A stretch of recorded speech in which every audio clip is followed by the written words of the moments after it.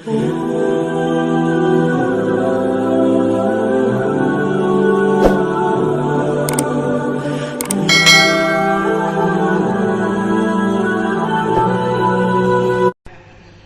bae ge nanya ka kiai kumaha eta teh ngeuridit teh meunang apa henteu? Henteu. Ngerenyet. Sakitu ngeunah-ngeunahna ngeuridit. Sakitu nikmatna. Denu nanya kiai kumaha urang lamun nenden duit di bank didepositokeun kurang dicokotan bae bungana haram apa halal? Haram, neraka ta teh. Balik bae ka imah. Kiai kejem amat. Padahal mah kumaha kurang hebatna kumaha kurang ngeunahna sistem kos kitu teh. Urang teh pandenden duit tajuk urang anakan pan eta teh dipake usaha ku batur teh naon naon bedana jeung mudharabah naon bedana cek jana teh jeung musyarakah kok pake jeung haram sagala rupa mun dibejakeun tasuku bakalna ngelemet bae di tukang ngomongkeun kiai teu eureun kiai we dituturkeun tah mah ngaharamkeun kredit ngaharamkeun bunga bank segala ngaharamkeun kapiting segala ngaharamkeun alah ulah pan tadi nanya geus dijawab kos kitu nu mantak la tasalu an asya wahai kaum mukminin ulah naranya maraneh kabeh kana berbagai perkara nu lamun teh mah dibejakeun eta perkara bakal muringis bakal embung bakal ngagorengkeun lantaran teu akur jeung kahayangna cak Kangjeng Nabi neraka murengkeun cek Kangjeng Nabi bahaya murangkan cek Kangjeng Nabi anu murangkan nah ieu engke terjadi di akhir zaman raja nanya ka ulama ngajawab akur bagus takur teu bagus jadi berarti nanya teh lain hayang jawaban sesuai jeung Al-Qur'an tapi hayang neruskeun ka hayang pamarentah ke di akhir zaman engke kos kitu bahwa bakal loba tatanya tapi teu dipake mantap ulah loba tatanya mun encan terjadi sageusna nanya pakelah nu bagus mah cirina bakal tereh kiamat terlalu loba nanya tapi teu dipake salah satu tanda deket jasa ka terjadi kiamat naranya teu eureun tapi nu make eueuh Allahumma sholli ala sayyidina Muhammad wa ala ali sayyidina Muhammad ya ayyuhalladzina amanu la tas'alu an asya'in tubdalakum ya ayyuhalladzina amanu eling-eling jelema nu ariman la tasalu anasya ulah nararanya maraneh kabeh tina berbagai perkara nu intub dalamun dilahirkeun dijelaskeun tuzar lakum karajen kabeh eta perkara tasukum bakal ngagorengkeun bakal ngarewaskeun bakal ngaijidkeun karajen kabeh lantaran dina eta perkara teh aya kamasyakatan aya kabeuratan ieu mah kieu Kangjeng Nabi pidato ceramah khutbah cek Kangjeng Nabi saluni sok geranaranya maraneh kabeh ka kaula wallah demi Allah idza sa'altum di mana arajeun naranya ka kaula dina berbagai perkara nah ku kaula bakal dijawab madum tu fi maqami hadza akhbartukum madum tu fi maqami hadza kula bakal nyaritakeun ka anjeun selama kula aya di dieu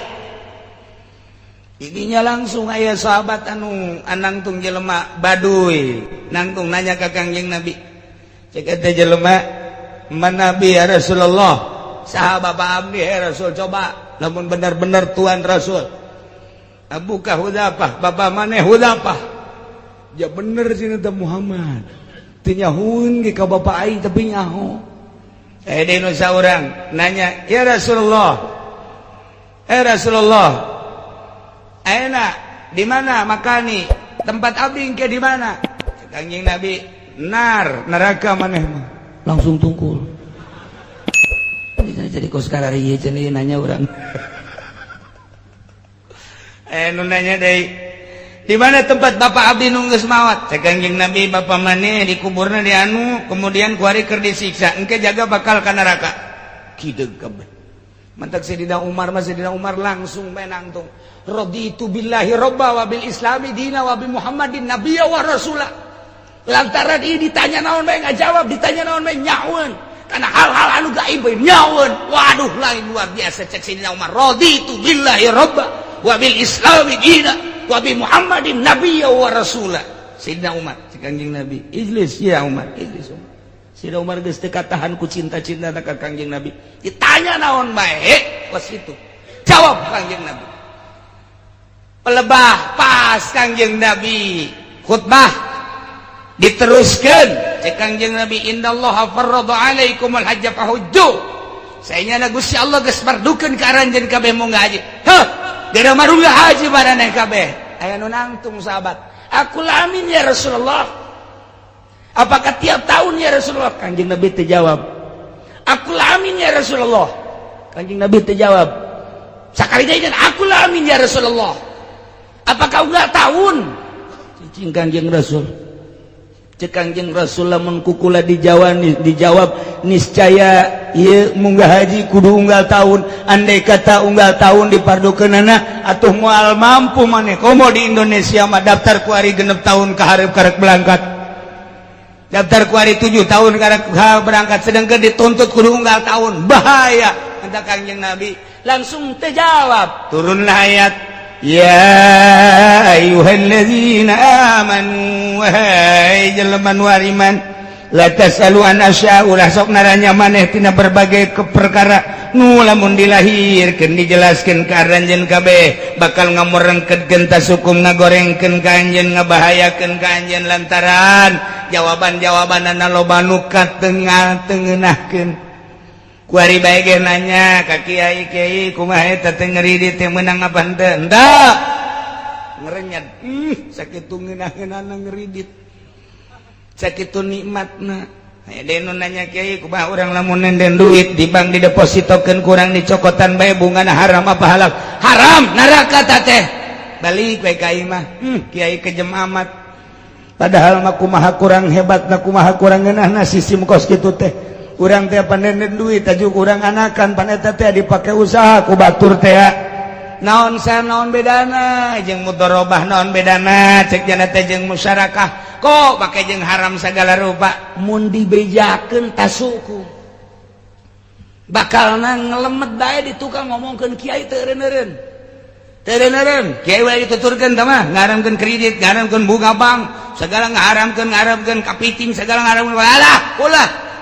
Pan tadi nanya geus dijawab kos kitu kuari teh apa ieu teh keur naranya pas alu ahla zikri in kuntum la ta'lamun nanya ngan nanyana berjamaah diuk ngaji berarti keur nanya ka kiai nya jelaskeun hukumna cak kiai teh haram teh kredit balik we ka imah kiai si kos kitu jasanya era naing mah kuari teh pan di dunia kuari keur usum ngeurit ku diharam-haramkeun ku kiai lah teh mah kiai ortodok mau kos kitu.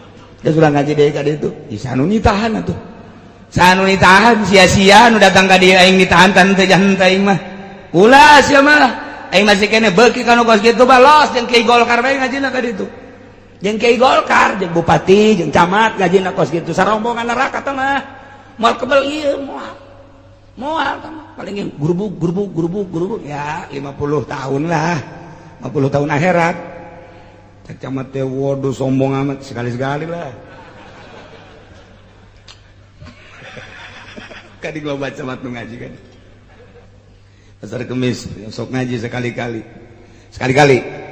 Jadian bae ngana kata kol mal ngaji aing Allah kege pindah sia teh ngaji ge. Aing teu berat ku sia hiji.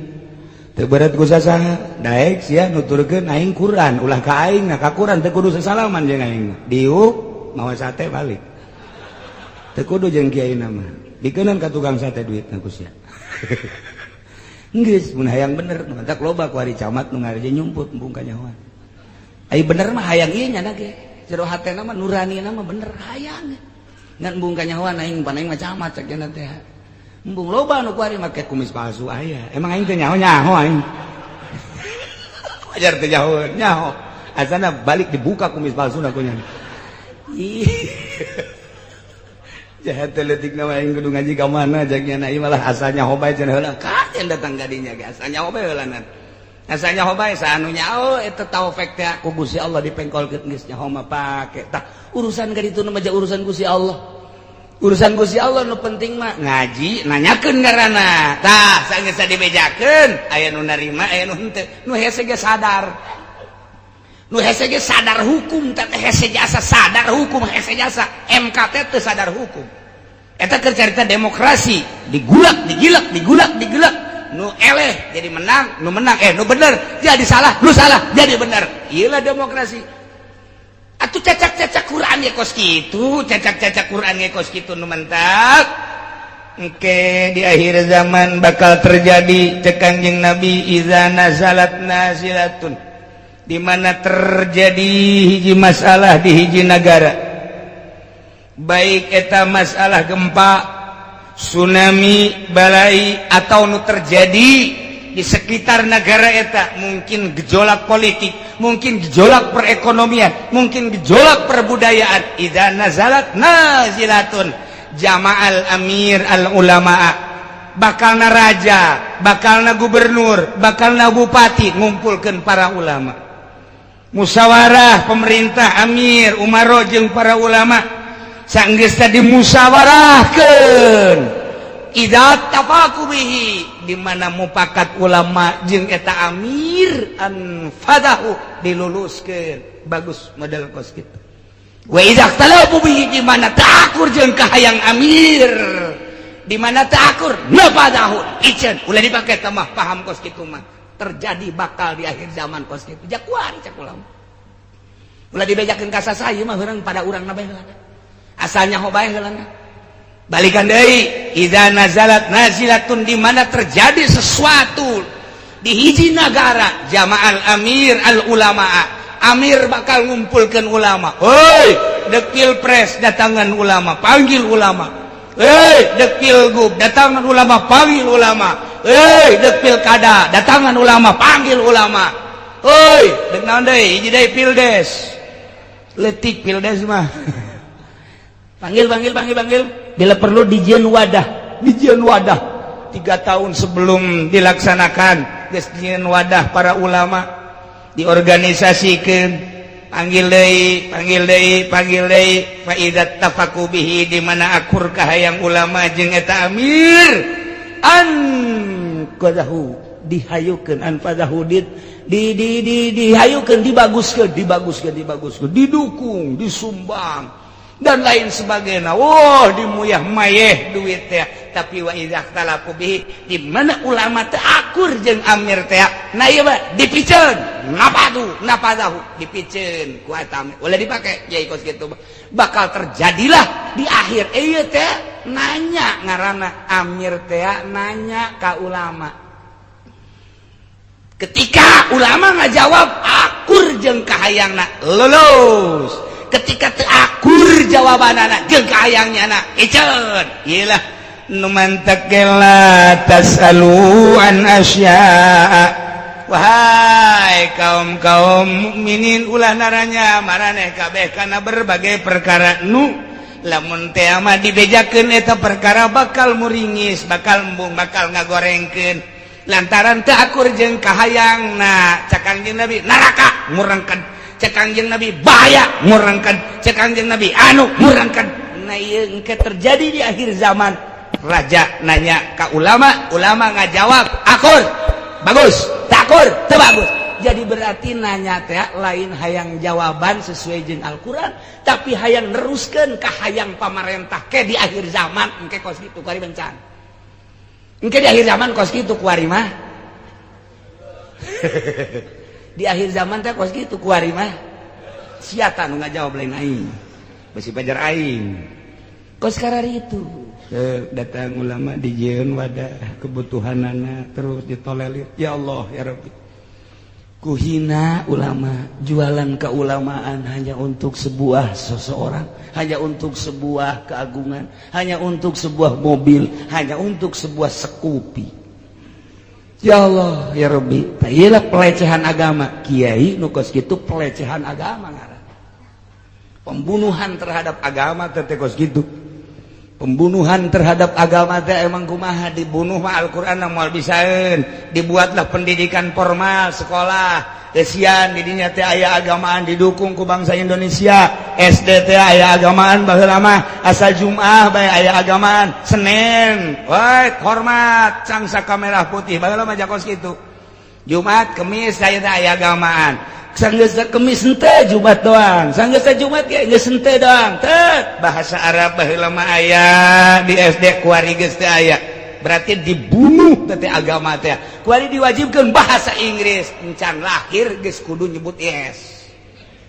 Encan lahir. Kuari budak laletik geus I love you miss. I like to say. Orok geus bisa I love you. Urang mah baheula geus gede ge geus kumisan nyebut I love you teh hese. Kecuali kakak bogo I love you tuh masalah sama tuh. Tak iya dibunuh melalui sekolahan berarti dibunuh Islam teh.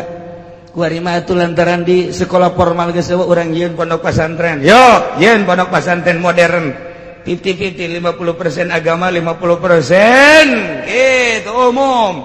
Ya Inggris aya Arab aya teliti aya beberapa pondok pesantren bahkan bukan beberapa mayoritas geus eueuh agamaan kuari sabaraha pondok pesantren nu geus teu ngagunakeun kitab sama sekali.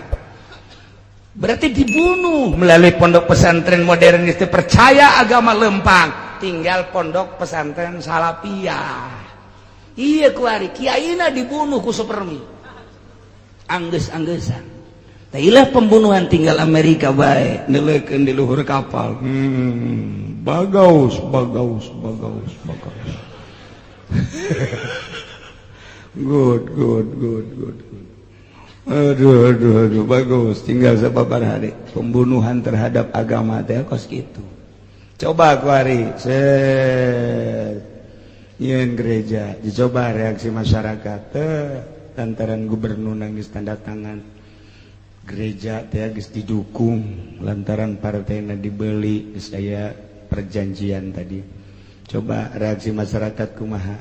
Geus deuk berlindung ka mana masyarakat? Berlindung ka gubernur, pugu gubernur lagi geus tanda tangan. Berlindung ka MK, pan ieu MK na ge geus dibeli tah, geus dibeli. Deuk berlindung ka mana kuari? Deuk berlindung ka mana kuari ketika aya semacam eta? Paling ge urang teh akan menggunakan lain kekerasan tapi semacam demo. Dek ka mana coba hayu? Demo teh kan capek ka DPR kan geus dibeli kamari geus jual beli. Otak pasang tah otak pasang tah otak udara ria pasang. Hayu dek berlindung ka mana? Jawab deh. Mulai datang tokoh masyarakat kiai, aduh kumaha pembangunan gereja. Pancak tadi ge ulah dipilih. Atuh kuari pananya deui. Ai di bejaan memehna pan sia teu ngarti cukup ku 20.000. Pan kiai na ge kan ngadukung ketika aya kos kitu hayu urang musyawarah di hareupan embung kudu kiai bae nu dihareup. Ketika kiai berangkat tah deuk berlindung ka mana? Camat geus dibeli, bupati geus dibeli, gubernur emang nyana anu ngahayukeun.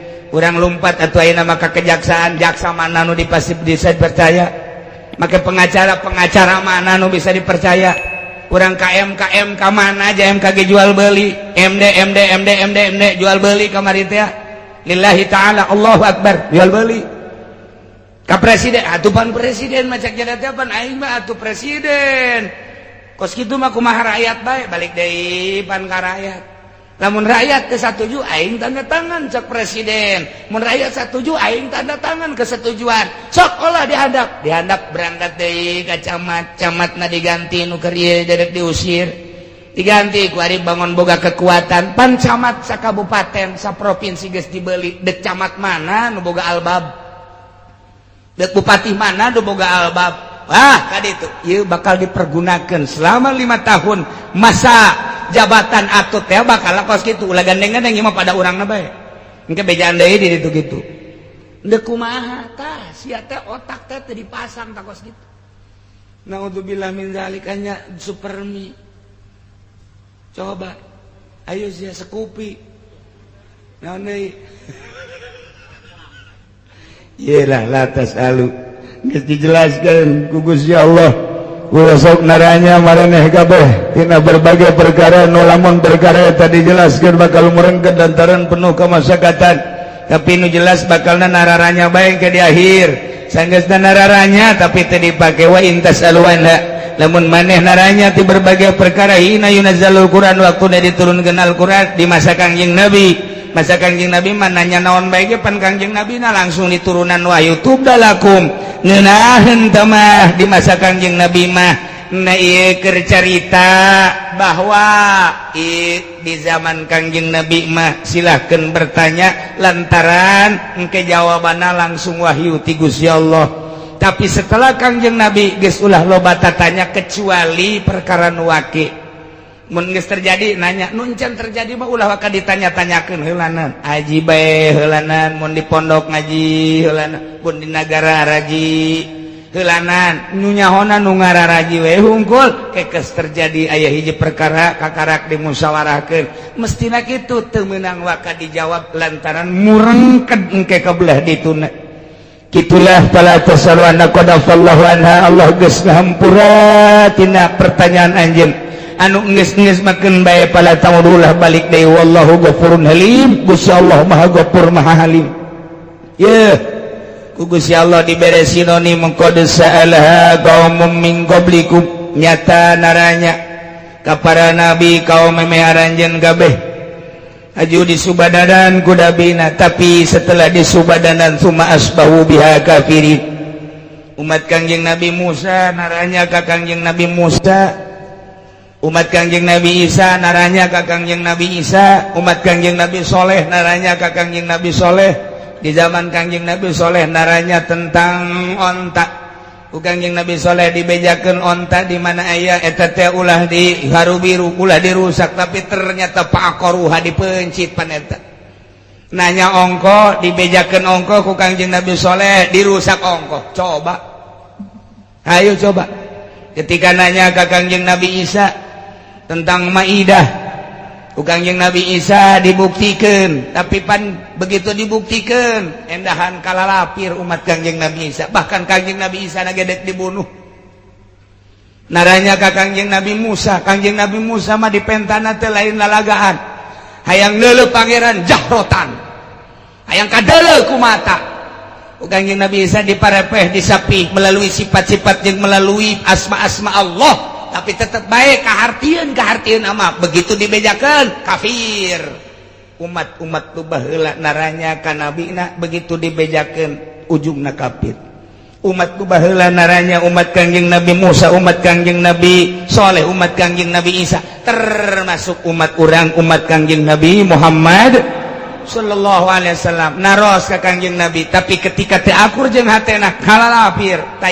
contoh bahwa lain di umat anjeun bae Muhammad umat nu baraheula naranya tapi setelah dibejakeun summa asbahu biha kafirin ujung-ujungna maranehanana teu percaya kalalafir tah ieu teh bakal dilanjut ku umat Kangjeng Nabi urang Kangjeng Nabi na dipundhut ku Gusti ka Rafiqil A'la kemudian dilanjut ku para sahabat di sahabat dilanjut ku para tabiin masa sahabat jeung masa tabiin masa atba tabiin geus selesai runtuh geus setelah keruntuhan kitu Turki belum bangkit deui ku ari encan bangkit deui Islam teh encan bangkit deui kejamna luar biasa kafir Yahudi baheula mah baheula anu diserang teh hanya politikna hanya budayana hanya perekonomianna ku ari mah jeung jasad-jasadna jeung jelema-jelemana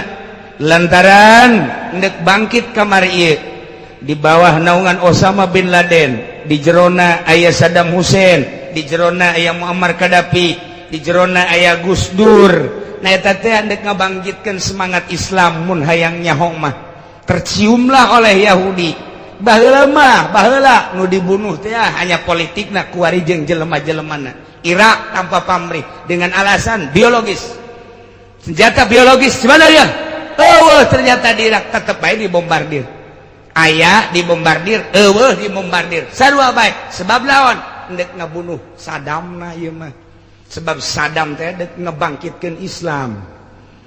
Libya dek kumaha ge Libya Muammarna ieu teh anu endek dibunuh teh lantaran nyana dek ngabangkitkeun Islam. Osama anu dek dibunuh triliunan dolar ajeun teuing lantaran nyana anu dek kaluhurkeun Islam. Geus tokoh-tokoh Islam anu dibunuh tinggal hiji deui Rajet Iran tinggal hiji deui kuari keur dimain bolakeun bae tek dek hubungan jeung saha. Tuh di Indonesia Gus Dur sangat ditakuti dengan bendera demokrasi padahal di jerona main untuk membangkitkan Islam. Ngan bangsa Indonesia teu paham, boro-boro politikus da kiaina ge teu paham, hanya beberapa gerintil nu paham dengan bahasa demokrasi padahal nya ngasupkeun ar-ra'iyah. Ha eta teh nu kunyana dipidato-pidatokeun teh.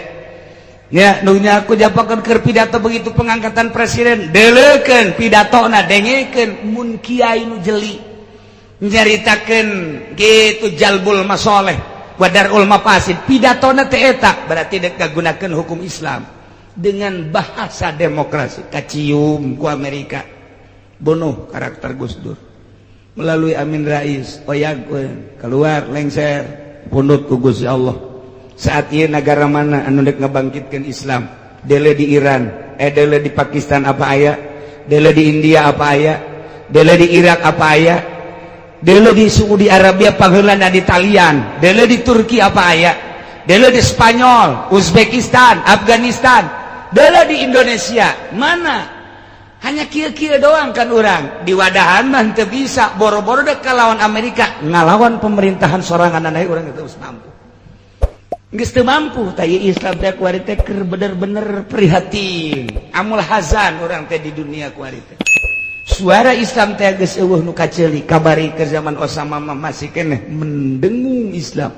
Keur zaman Saddam Hussein mendengung luar biasa. Libya mendengung luar biasa. Kuari dengungan-dengungan Islam mana? Quran teh ngan sakadar dibaca. Quran teh ngan sakadar dimusabaqahkeun, dibere piala, selesai. Tapi diamalkeun mah teu bisa.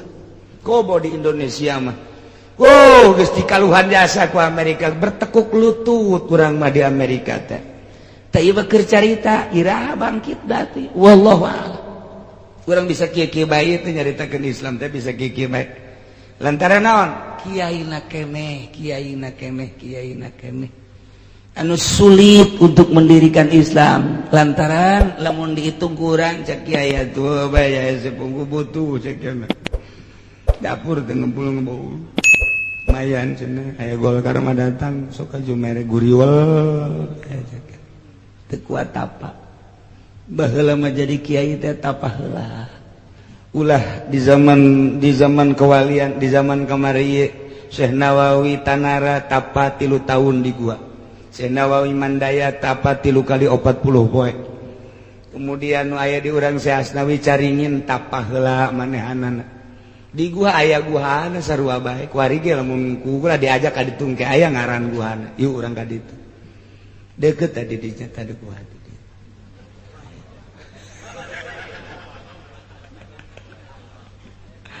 tuh kiai teh tararapa baheula mah masyaallah numan teh ketika jadi kiai teh geus teu ngalirik setik-setikacan kana dunia lantaran geus tapa. Kuari mah memang diseja hayang jadi kiai teh hayang dimuliakeun hayang dibere. Nah ieu nu bahaya ge komo eta mah kiai modern mah emang geus rapi susunan-susunanna ge. Siap nyen proposal geus lain kiai tuturkeun. Ieu keur carita Islam teh keur bener-bener terpuruk di dunia.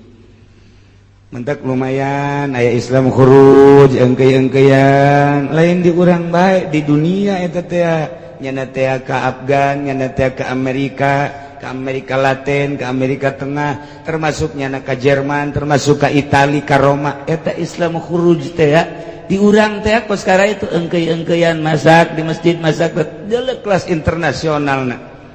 Salah apa henteu Kiai? Ai salah henteu. Bener tante, bener ge kurang.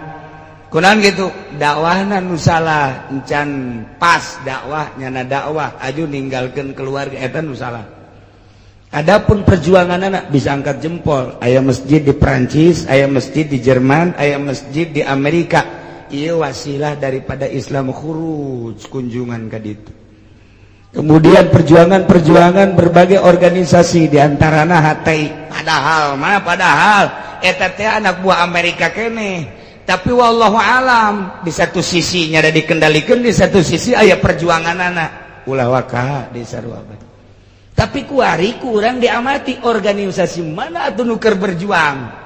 Al-Qaeda geus tumbang. NU kuari dikaluhan. Muhammadiyah geus sakituna beh teu bisa keluar negeri, jadi bisa keluar negeri mah NU di urang teh. Muhammadiyah mah teu bisa. NU teh bisa keluar negeri, NU teh lumayan sakitu. Tapi pan kuari geus di Australia. Gede malah matalina. Gede geus teu bisa. Secara internasional Al-Qaeda geus eueuh. Diteroriskeun kabeh kiai santri kabeh umat Islam ku Amerika. Kuari teh keur kos kieu kaayaan urang. Tapi urang nyaho nurani masyarakat bae itu sebenarnya nurani nu murni. Tapi kemurnianana teh ketika naik bae kaluhur mentol. Nu tadi teh deuk bae ieu mayoritas Islam, deuk ieun gereja di dieu. Encan layak sebenarnya menyeun gereja. Kurang teh kan diperjuangkeun dengan nurani kan lantaran urang teh ieu teh nyaho encan pas lingkungan dieu. Mentalah urang dukungan ka camatna geus dibeuli. Minta dukungan ka bupati teh apa geus tanda tangan leuwih ti heula. Minta dukungan ka gubernur, pan gubernur kamari ge dihayukeunana ku partainyana. Urang atuh ayeuna mah langsung bae hijrah ka ditu ka MK, pan MK na ge geus ngasahkeun ka gubernur eta dibeuli atuh ompong MK. Dek lompat ka mana nurani urang henteu tersalurkeun. Ieu lah bangsa Indonesia. Lamun urang lamun nyaho berarti urang teh teu merdeka atuh anak kitu mah lantaran teu bisa nyalurkeun nurani urang. Bangsa Indonesia mayoritas Islam tapi dikungkung di jerona demokrasi. Nu demokrasina teu jelas kuari teh. Geus sabaraha abad urang demokrasi kos kieu bae. Na ieu mah sakadar ieu urang berpikir kajeun di negara demokrasi ge asal demokrasina nu bener. Tapi dek datang ke mana coba? Saha pamimpinna coba? Tah sakedeung deui ye urang bakal pilpres, kula geus boga calon. Geus boga kula calon, leutik kuru deui, bengek deui. Urang mana cenah ge? Urang Cilongok aya nek dicalonkeun. Teu tamat SD-na ge. Atuh naonan cenah? Ya urang nyeun presiden di alam mimpi bae geus pokona mah. Tokoh kuari nu bakal presiden geus jakadele jasa kurang Prabowo. Kos kitu kaayaanan. Kemudian ayeuna Pello. Ingat ka Gus Dur Bev? Yes, sudah Pello cicing. Eta. Kemudian atuh Wiranto, sosokna kan eta. Kemudian Abu Rizal, sosokna eta. Anu ku Amerika ku ari dititah jadi presiden di Indonesia ditekan Suryani. Wanita ditekan ku Amerika. Kamu harus jadi lantaran geus aya kieu jeung Amerika. Walaupun bagian sedangkan kan eta kena kasus lompat ka ditu teh kapan eta teh kena kasus nyana teh titah turun ke Indonesia supaya jadi presiden tanggung jawab urang kabeh. Ayo coba tah eta kos gitu. Sementara SBY hayang jadi presiden deui minta dukungan ka kiai. Ayo coba mun teu presidenna nu naek pabajikanana deuk jadi naon negara urang. Ulama sakadang nyaritakeun geus aya 10 anu sing kaliwer hayang jadi presiden teh di luhur sing kaliwer sing suliwer teh sing kaliwer sia cicing bae de ongko sing suliwer atuh kitu sing kaliwer 10 geus aya 10 sing kuliwer nu hayang jadi presiden. Masyaallah sosokna nu kos kararit. Sedih kula mah. Sedih kula mah kahareupna bakal kumaha ieu bangsa. Urang teh bagian daripada rakyat Indonesia boga hak. Jangan bangkitkeun semangat bangsa, jangan dirikeun agama terutama di atas negara. Lantaran agama teu bisa keluar ti negara. Teu bisa keluar da kumaha ge, tapi contona tah sosokna nu kos kalaritu masyaallah. 10 sing kaliwer tah sing suliwer. Teh tekan Amerika Suryani harus jadi. Aduh luar biasa aya deui ku ari tokoh TNU nu dititah jadi presiden. Dititah ieu mah tokoh NU luar biasa profesional. Dititah. Ta ieu teh dititah teh murni apa henteu lantaran nu nitahna ge ieu teh politikus ulung deui.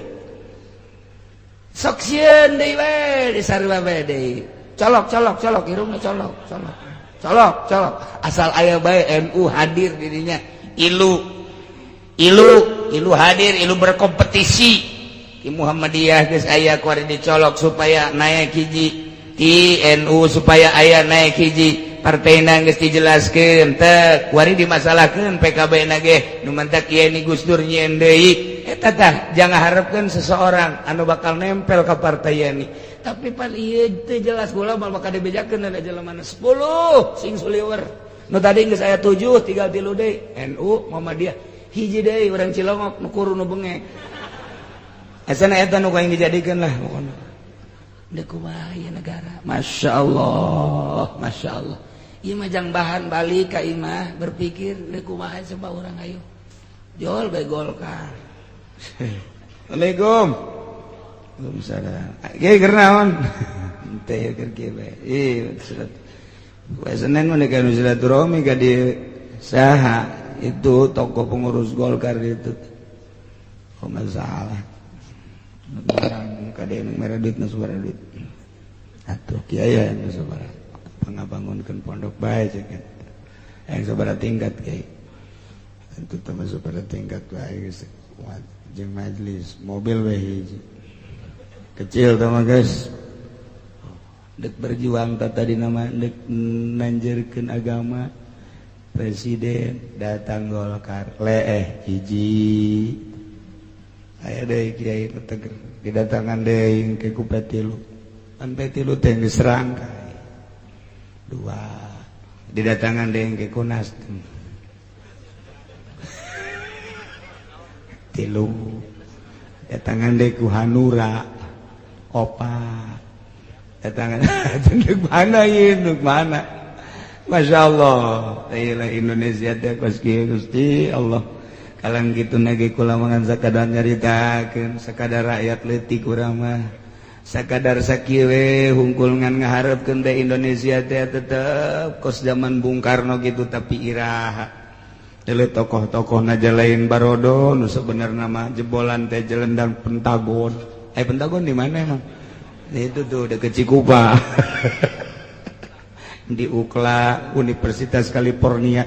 Jurusan California ge lain saya tinggi Indonesia teh. Masya Allah, loba jasa. Jebolan California, jebolan wah luar negeri tapi begitu datang ke Indonesia teu berdaya. Masya Allah. Ieu mah keur carita nurani bangsa teh sarua jeung kula kos kieu hayang boga pamimpin teh nu bisa mimpin rakyat urang bagian daripada rakyatna anu mengharapkan pemimpin urang dimulai kelas desa datang ke kelas RI 1 urang teh hayang neuleus semasa hidup urang Indonesia benar-benar milik bangsa Indonesia teh urang menikmati hirup di Indonesia teh kaya raya ulah digunakan ku batur bae atuh lamun pamimpinna kieu beta ieu mah sakedeung deui geus aya nu kieu kula mah cenah nuturkeun kiai bae geus aya nu kitu tah geus polong kiai ka mana nah dijual sia suara aing ke ayo sia geus loba ieu wah geus ngadengikeun bae partai ayo jualan jeung aing sia itu sarua aing jeung MD leuwih bahaya aing jeung MD tah ieu kuari geus loba jasa ieu murid-murid anu ngaraji di dieu geus nuturkeun kiai bae kamari henteu sia